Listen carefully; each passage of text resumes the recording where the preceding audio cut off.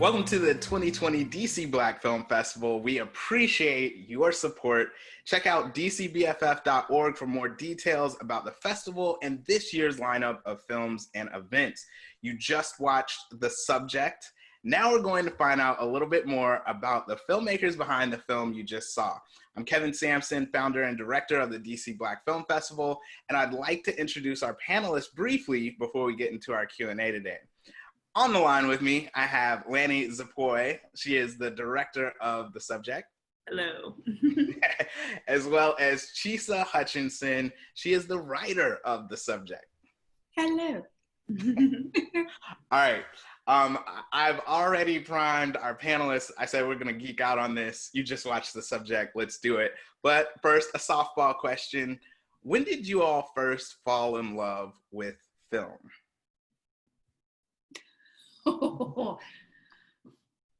Well, the first film I saw, don't judge me, was Gremlins. Nice. And it was the first film I saw in a theater, and apparently I was so thrilled and tickled by this that I then went to my grandmother.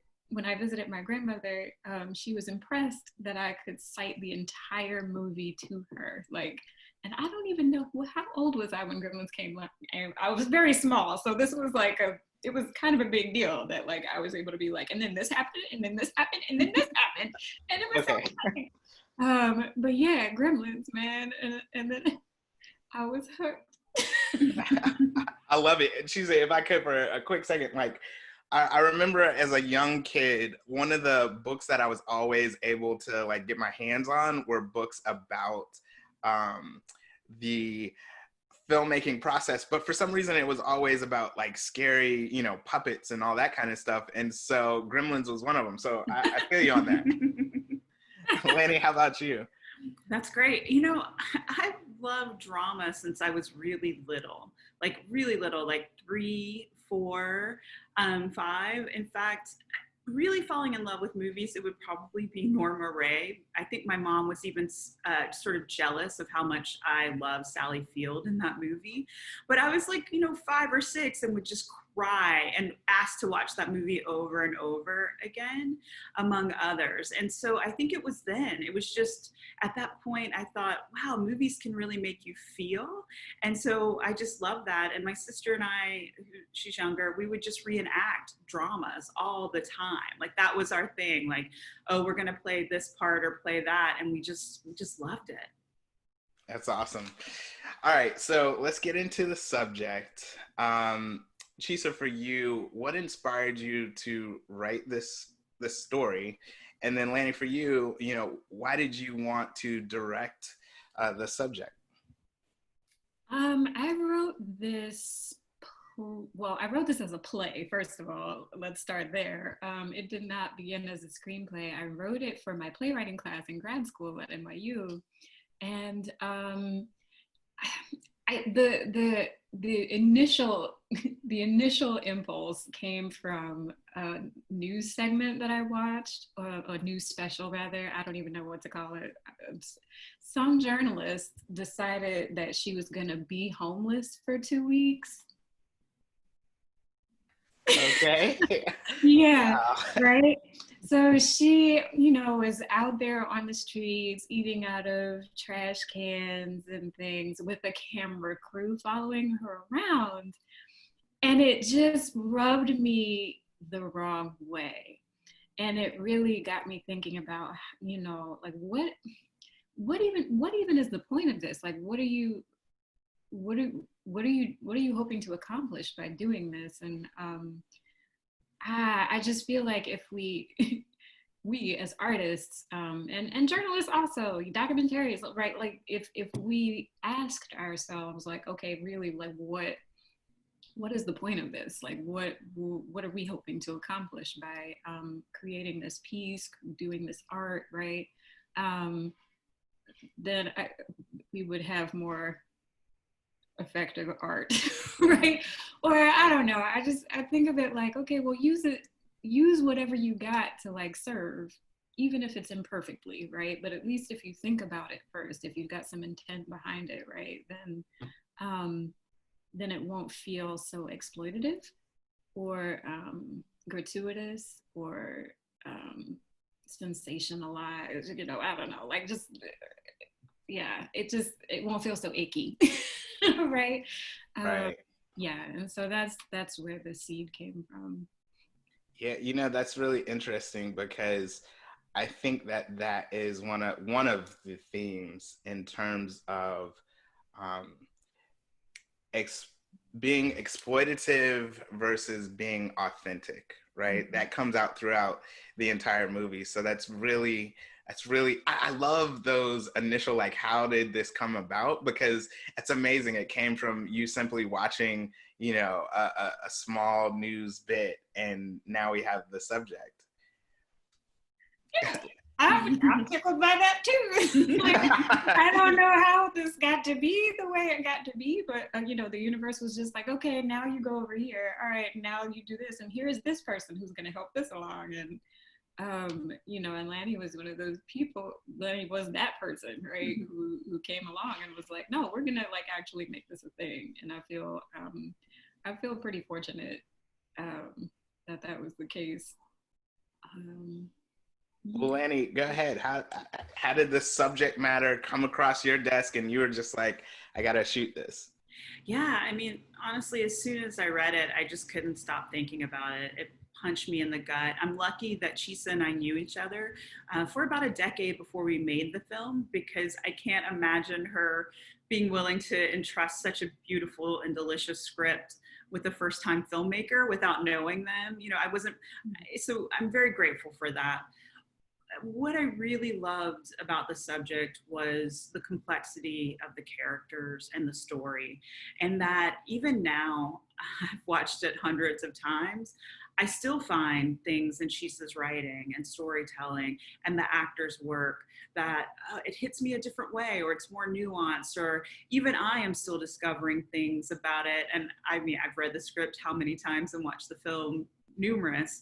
And that's what I loved. I love that somebody like Caleb Eberhardt, who came in to play Kwame, he was on set for a couple of days, but the impact of that role, because Chisa wrote such a beautiful arc for him, was great. But then overall, I think what really, really got to me was this exploitation, but issue, but also just the deep way of looking at the Phil character, and but also in a human way looking at the Phil character that allows the audience into the story, right? Like we can judge him, but in judging him and his actions, we can also, particularly for white people like myself, look at our own. I don't feel necessarily distanced from him in the way that I see other films distancing. Oh, just look at that really rich, bad person who, as I say, twirls the mustache. No, she wrote a character that's not mustache twirling. He's authentic and real. And I've shown the film to a few documentary filmmakers, and a couple of them have come back and said, I'm Phil. So she wrote this really recognizable human. And I think that's really the power and impact, at least for me, in the film. Yeah, most definitely, and we'll definitely get into cast and performances in a little bit. But for right now, a couple questions that I have. I want to tackle this word that comes to mind, at least when I saw it, which is balance. And so, if you could, Lanie, you know, you had to balance from the script. You're shooting like films within a film, right? So he's a documentary filmmaker. He's watching it on the screen at home. You're also shooting this film that we're watching. He's also shooting a docu-series.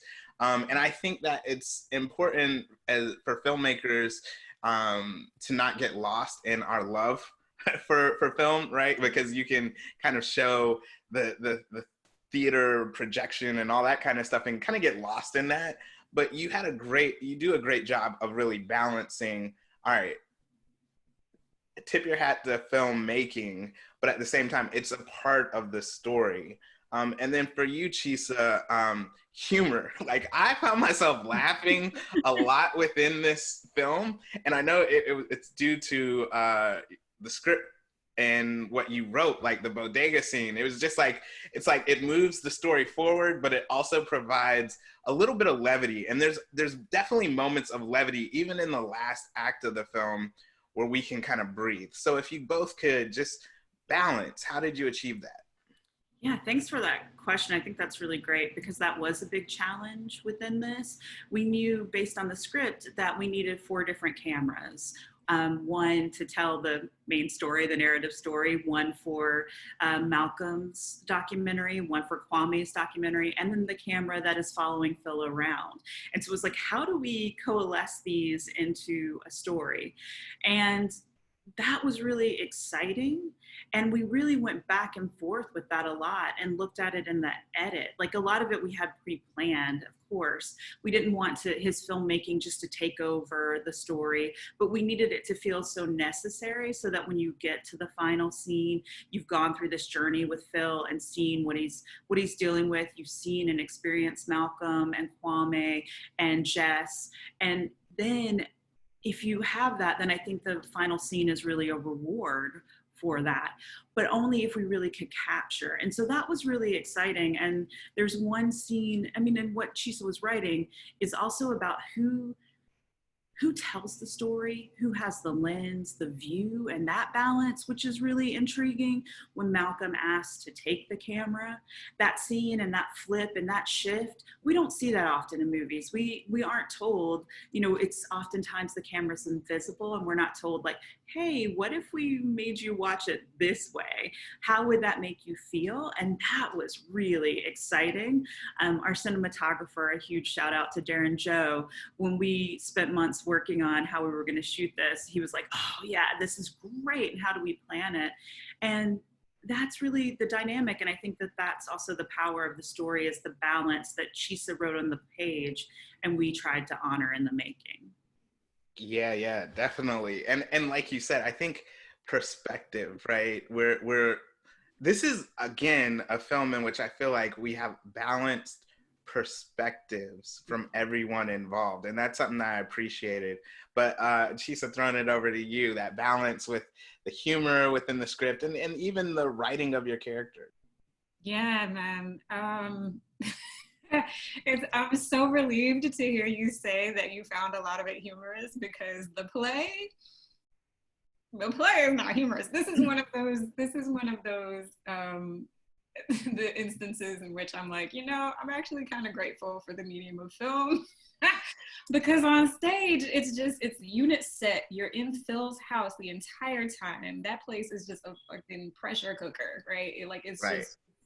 There's no release, there's no out, right? It's just in there, right? And you feel what you feel all up in there, right? But being able to venture outside, right, and go to Harlem, up in the bodega, where like this dude gets into an argument with the with the cashier, being able to see Jess in her shop, right? And Lanie, like I wrote that scene, to see her with like her auntie, her tia, right? I wrote that scene because Lanie was like, hey, can we see Jess outside of his place, right? And I was like, bet, okay, yeah, I got it, right? Nice. Yeah, it was a relief. It was a huge relief to be able to sort of venture outside of the serious zone, that is Phil's house. That's where all the serious shit happens. But yeah, humor is so necessary if you are trying to sneak a message up in in somebody's head, right? Like you wanna it's like I don't know, what is it? A spoonful of sugar helps the medicine go down thing, like it's that kind of thing. Humor is the sugar, right? Most definitely. Well, I was surprised at how is I love good writing. I love writing that understands that the audience is smart. And I loved how you wrote these characters and these different jokes. And sticking on the theme of balance,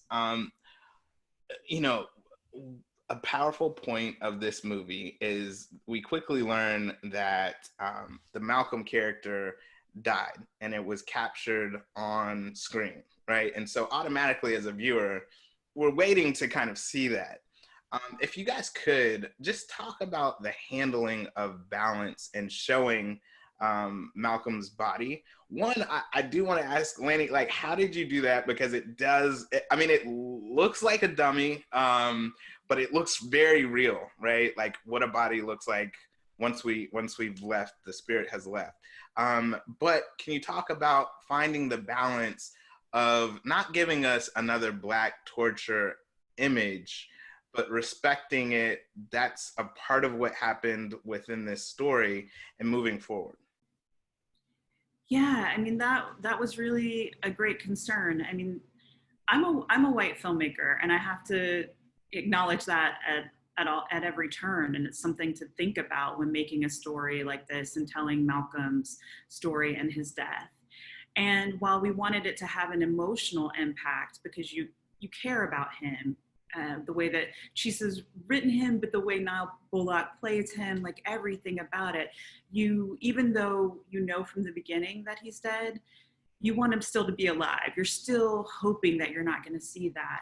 And so to me, it was really important that that actual moment, that there was reverence for it. And it wasn't, and no offense to him, but it wasn't some Quentin Tarantino, we're going to show you the bloody guts. Like, that's not what Chisa wrote. That wouldn't be in service of the story or Malcolm or what we were trying to say, because I think then that would be me as a white filmmaker exploiting this moment and making, like Black torture porn sort of thing. And I just wouldn't want to do that.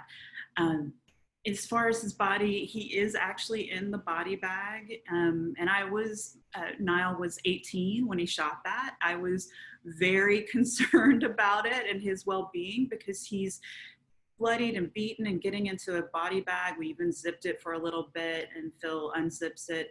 And I was just concerned about him as a person.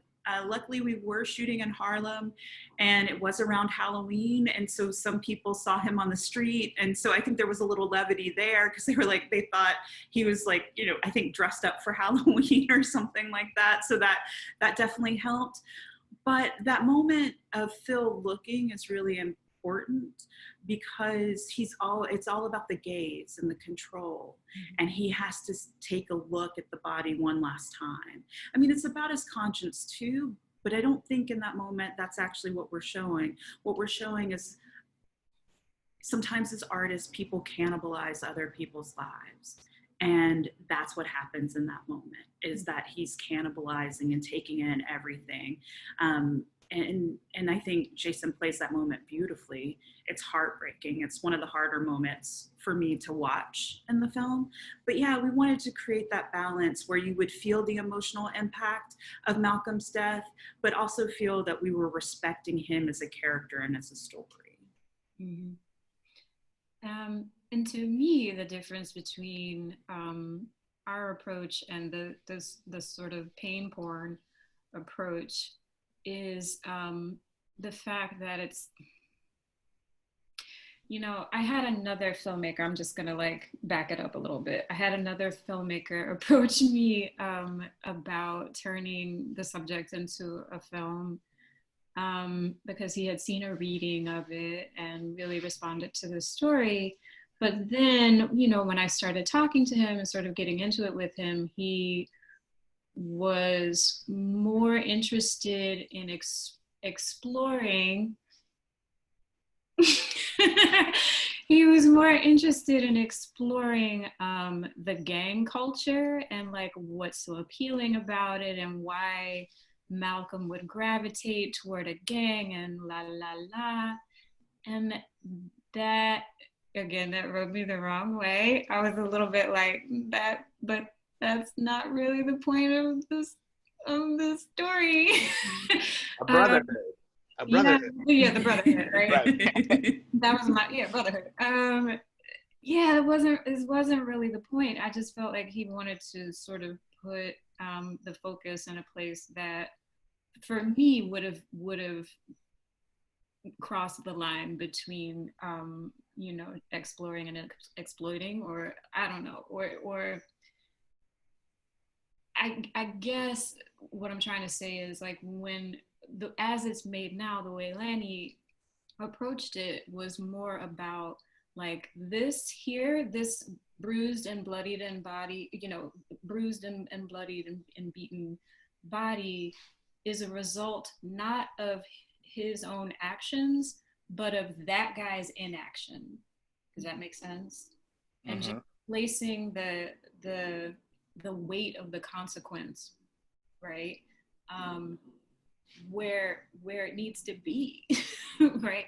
And I think that for me is like is the big difference. Is that it's not like, oh, look at, you know, black on black crime, you know, like that's we're not gonna black on black crime this incident, right? Like that's not what this is. Right. Man, can we dig in for a second, Chisa, on the decision to write where Jason's character, Phil, he's just making his coffee and he misses a moment, right? And that happens in life, right? Sometimes we look down, I drop something, you look up, oh my goodness. Can you just talk about, just from a writer's perspective, because I do find that fascinating, that I feel like and whoever this lesser writer I'm talking about, I feel like a lesser writer would have like just drawn that out or whatever, but it's such a natural kind of moment that thrusts us into the emergency. Yeah, I didn't want there to be a lingering, you know, or that's because that's not how life comes at you fast, right? And you have to like, you got to respond. You got to be like, oh, you got to pick up your camera and go, right? Like that. And that I think also goes a long way to sort of graying Phil's culpability, you know, because he was sort of caught off guard by it, right? Like, oh shit, you know, and he's in it, and he has to make this split-second decision. So yeah, and I think if he knew what was coming, if he saw the guys, you know, approaching Malcolm from behind, you know, like that would have been a little mustache twirly, a little bit, right? I mean, he kind of already was waiting for it anyway, but when it actually happens, right, and that adrenaline, you know, gets in you, right, that there's just no telling how you're going to react. So that moment in particular. Well, no, I appreciate that, because I think that's what also helps to, it's the gray areas in life that we really deal with from day to day. And so it helps Phil's character, again, like you guys are saying, not to be as much as the mustache twirly guy. If we could, let's talk about casting. Let's start, before we jump into Ingenue and Jason, let's start at, you know, Nile, Bullock, and his performance, and also I think it's Caleb Eberhardt as Kwame Johnson. You know, I really enjoyed the casting of this film. I felt like the dudes in front of the bodega were dudes in front of the bodega, and you know, it was like that old school Italian neorealism, like maybe they were trained or whatever, but they felt really authentic. And I think everyone kind of felt like lived in characters. And so if you could, at least for those characters, you know, talk about that casting and that process. Well, we have to give a shout out to Destiny Lilly, our casting director. I mean, really she championed the film from the beginning, and she brought us in extraordinary actors for those roles. So just really hire her. She's amazing.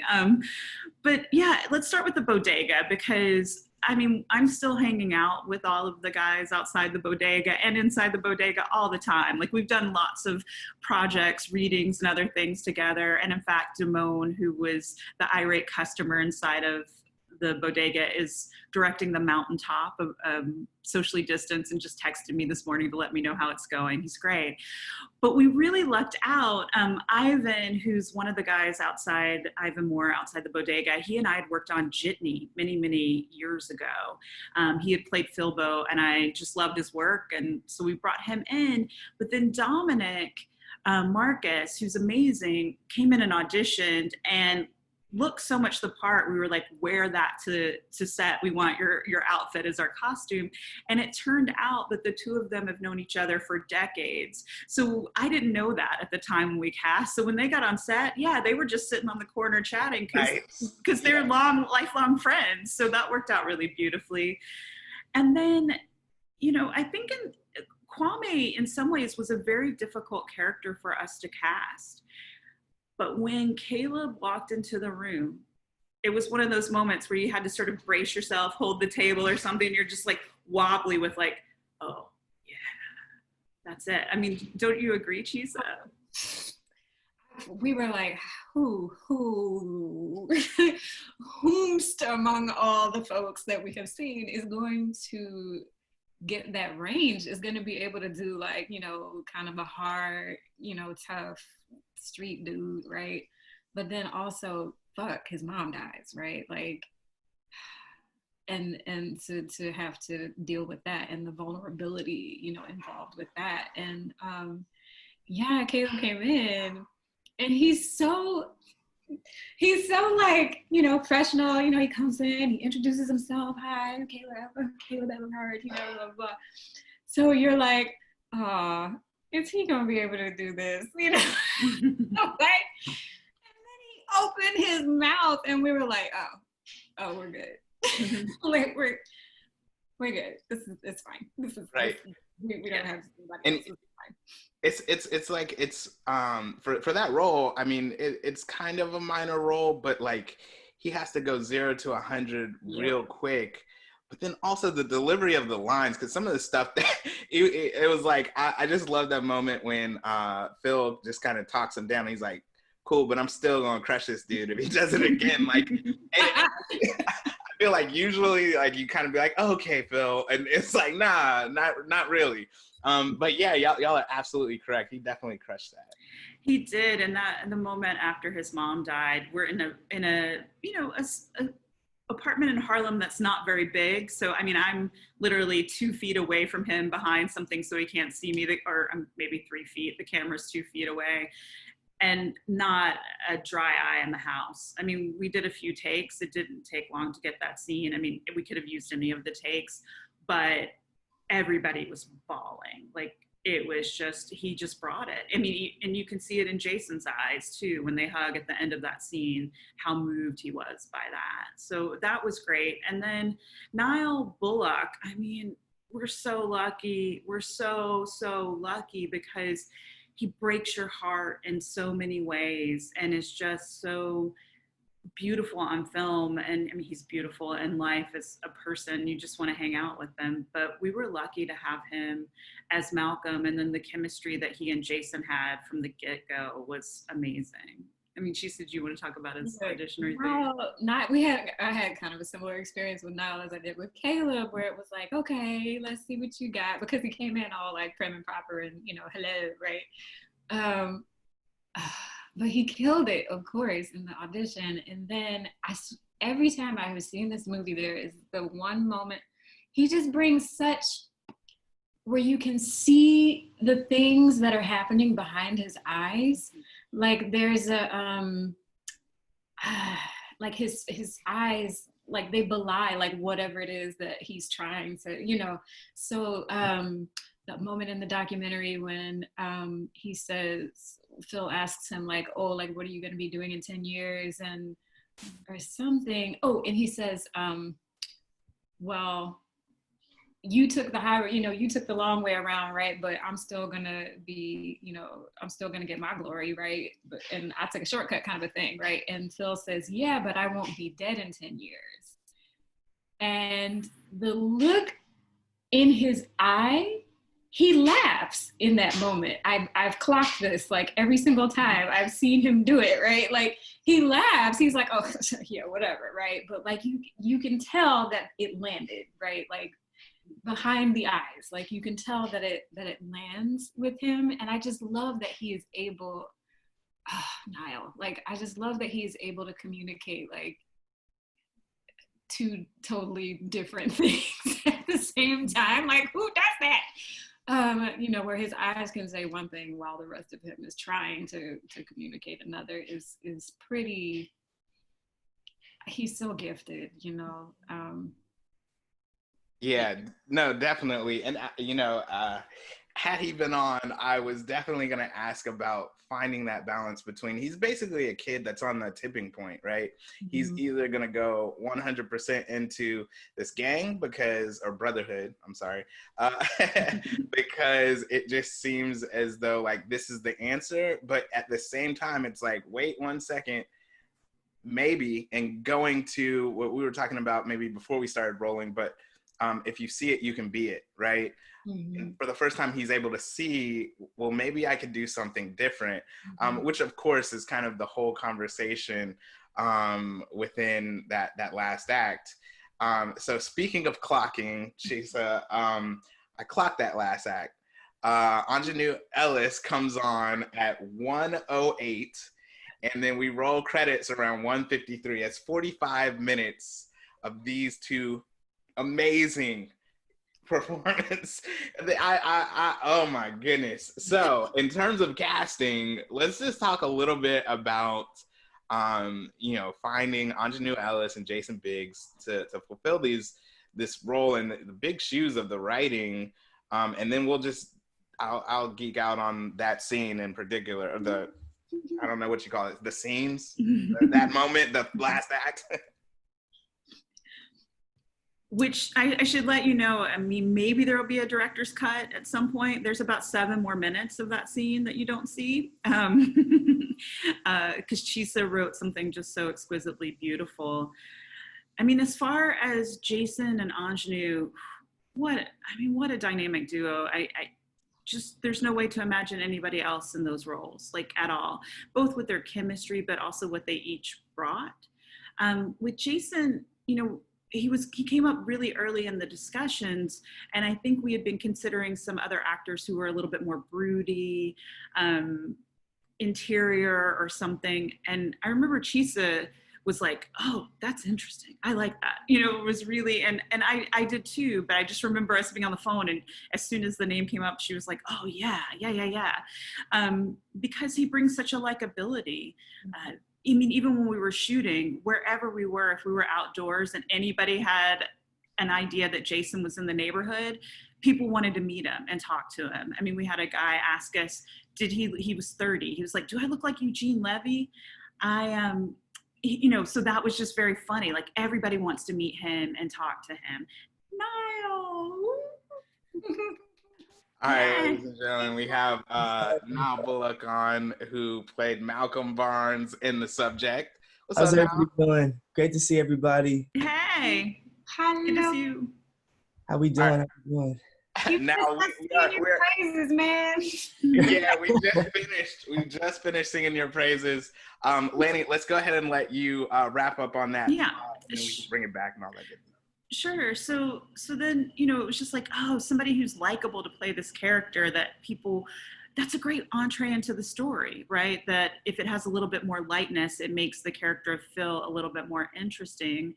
And then Ingenue was our dream from the beginning. I mean, I personally have been a big fan of her since the mid-90s and think, well, she could do anything. A friend of mine recently wrote on Facebook actually, how do I start the petition for Ingenue to win all the awards? And I was like, yes, absolutely. Like that's all you can say is, yeah, okay, start it. We'll see what happens. And she's just dynamic. I don't know. She said, do you want to add anything to that? Yeah. I mean, everything that you just said about Jason, yes, of course. Like just, he's so affable. Like he is a white dude that Black dudes would accept in their neighborhood. You know what I mean? And that was like really important, like, because white dudes can't go rolling up on people's doorsteps and, you know, with a camera and whatever. No, no, no, no. Like, you know, they need to be likable and trustworthy and like, you know, down. Like they need to be down, right? And Jason like has all that in spades. So that was kind of a no-brainer. And then Ingenue, oh my God.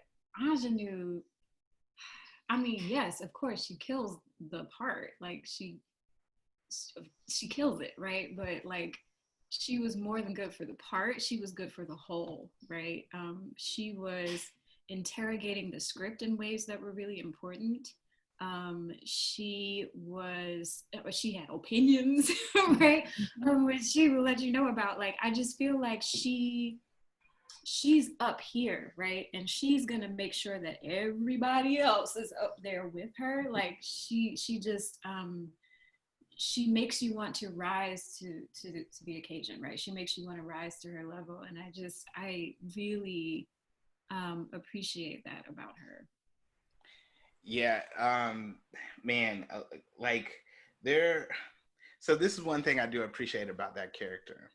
I feel like there are very few films in which we actually get to hear from the mother, right? I mean, even when they see us, it didn't really. We saw the mothers and they played, you know, an excellent role, but we didn't like hear from a Black mother of like, this is all of the feelings of grief, right? All of the different stages. And within that, we just see that range, right? The nuance of I'm upset about that, but I kind of got over that a couple months ago. Right now, I'm really triggered by XYZ. Like she just, oh my gosh, I don't know how that happened. Man, now you came on, and so I can't geek as much as I want to. But I did want to ask one question in terms of that performance in that scene, Lanie. So it was awesome, Chisa. You kind of gave us the facts that this was a play at one time, right? And so that moment, 45 minutes in this one location, can feel like a play, but it didn't. And I definitely think that's a testament to the direction. Lanie, how did you find the best way to cover the different moments within the conversation, moving from, you know, the living room to kind of his office area to the steps, all that kind of stuff? I mean, there were two things. One was finding that location, the house, and once we saw the stairs, it was like, oh yeah, this gives us something more to play with in terms of levels and stuff like that, and visual diversity. Two, you know, a shout out to our production design team, Chantal de Morial and Emily Steiker Epstein, because they work to really get us real art to make the house look dynamic and to also tell a story. The painting that you see right in the house is kind of violent. It's like supposed to be like a forest fire kind of thing. So we're really interested in that. But honestly, it took us a while to crack how we were going to shoot this. We shot with 2 cameras for 2 reasons. One, to get more coverage. 2, because I wanted the shoot to go faster. This is heavy material for actors to play. It is a lot. And to shoot it, I just felt like if we wanted to get what we wanted, we needed to do it with 2 cameras. And that really worked. But it was really Mindhunter, the show by David Fincher. I happened to be watching it, and there was this one scene where there were 3 people in a room and there were 13 different camera angles. I think that's the number for that one scene. And it was a talky scene. It was not 45 minutes, but it was a little bit of length. And so seeing how they moved that around, Darren, the DP, and I plotted out how we were going to move around. Like you come out of this one flashback and now you're behind them. And so we plotted that out based on the flashbacks, based on the other stories, so that it could feel dynamic and it could feel purposeful and not like, oh, we're just listening to these 2 people talk. And, you know, we also were trying to mix where one of the cameras was more stationary and another had a little bit of movement, which is also weird. is also kind of, when we asked our editor who did this, she was like, oh, David Fincher at the end of Seven. And we were like, oh, I don't know why we're referencing his films, but they were very instructive in terms of this. And so that's how we tried to do it. And then, we got the performances, and I could just watch them both, even if the cameras were stationary, but having them move around, I think, was helpful. Most definitely. I love getting those little tidbits. All right, so I know we've been going for a while. Now a couple of questions for you, and then we'll wrap out here soon. Now you're gonna have to watch the playback of this Q&A, because we were singing your praises. What first attracted you to the role of Malcolm Barnes? That's a great question. I feel like just, after coming into audition for this part and really being able to sit down and read the script all the way through, I just instantly kind of started to find that connection with Malcolm. I think just his creative passion and discovering that he might want to actually make films and, be under Jason's wing, I feel like is really where I found the connection, because I want to go on to make movies of my own. And I think just finding, that talent in him, is also just, I just really saw myself in the character. Everything about Malcolm, I felt a connection to. And, it's, I feel like I had to do some digging, in certain parts. Just also the very fact that he did, grow up in this environment, and I feel like it really kind of sheds the light on how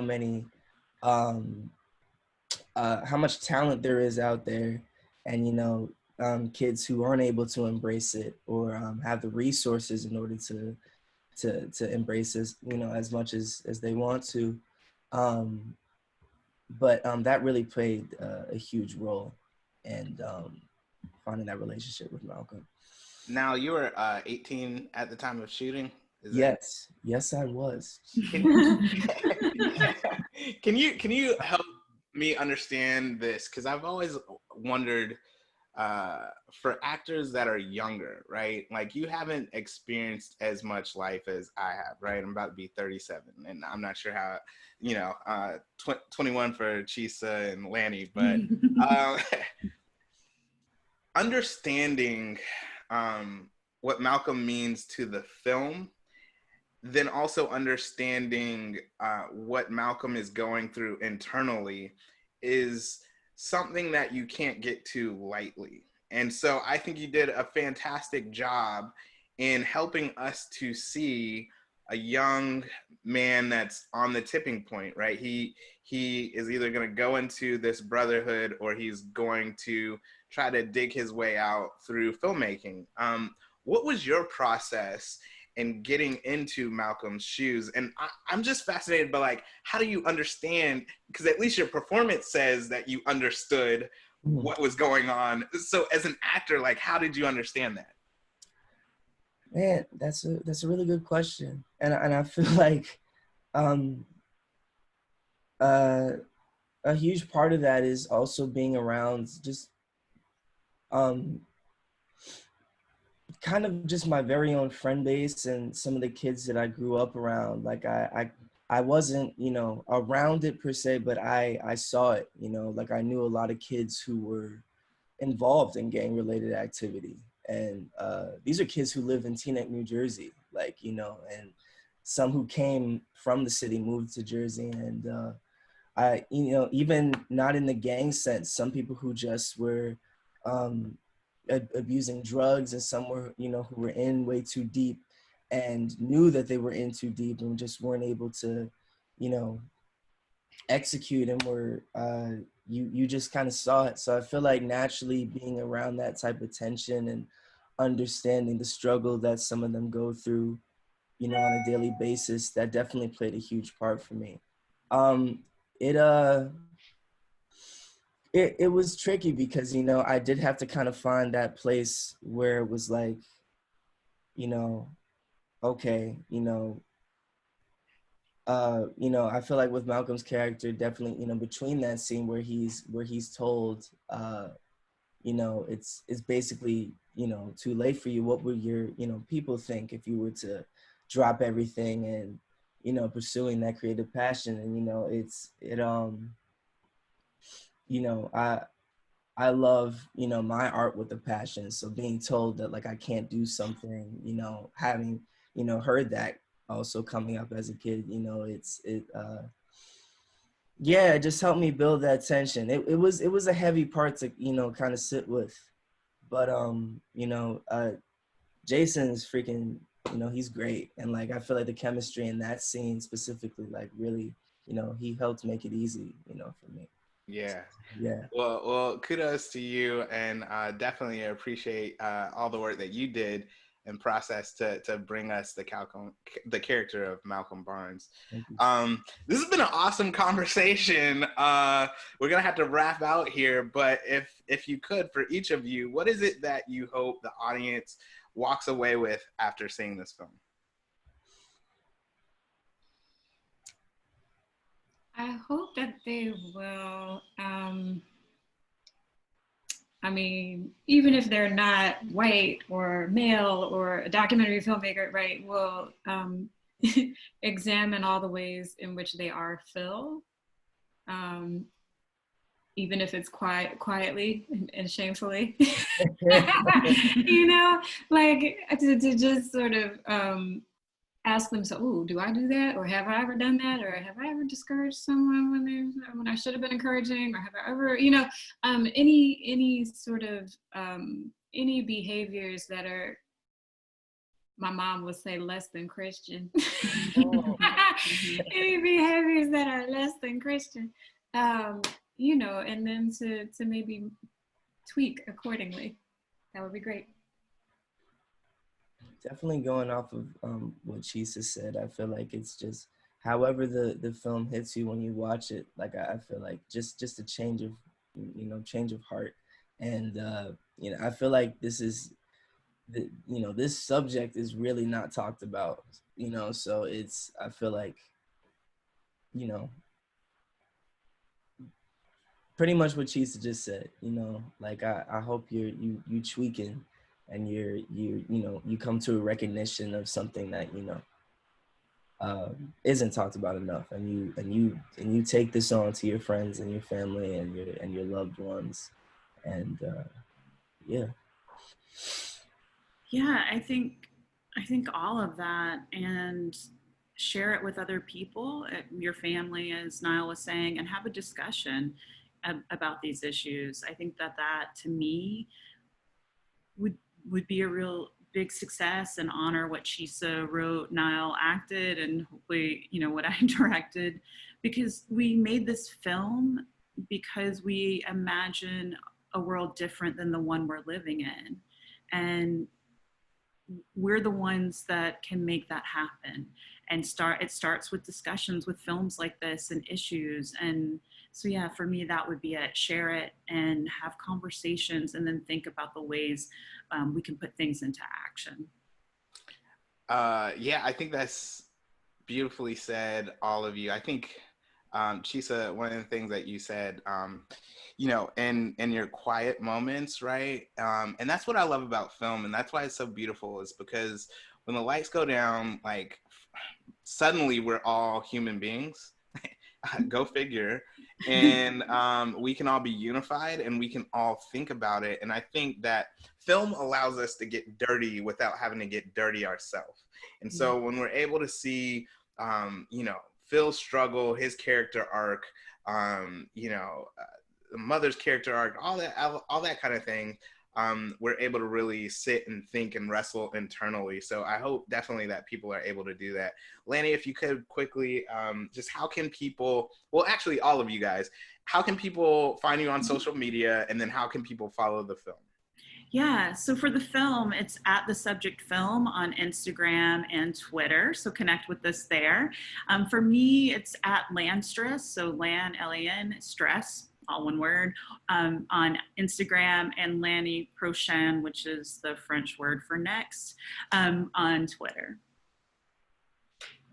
And for me, it's Chisa. I have a website, chisahutchinson.com. I'm also on Facebook, Chisa Hutchinson, on Twitter, at Chisa Hutchinson, and then Instagram is the only different one. It's like at Chisa BH. I don't know. But yeah, Chisa BH. I occasionally remember that I have an Instagram account and like post stuff. I'm old. Leave me alone. Yeah, that's all my info. I'm probably the most active on Instagram, so you can definitely find me on Instagram at nb.talented. That's nb.talented. And I'm also on Facebook at Nile Bullock, NILEBULLOCK. And I forgot to say, it's TheSubjectMovie.com. There you go. Perfect. All right. Well, that's all the time we have for today. Thank you, Chisa, Lanie, Nile, for being a part of this panel. Job well done. Folks, remember, you can go to dcbff.org for more details about the festival and this year's lineup of films and events. If you would like to ask a specific question about the subject, which you just watched, visit our Facebook page at facebook.com/DC Black Film Festival and find this Q&A block so that you can interact with our panelists directly. Thanks again for this support and enjoy the rest of the fest.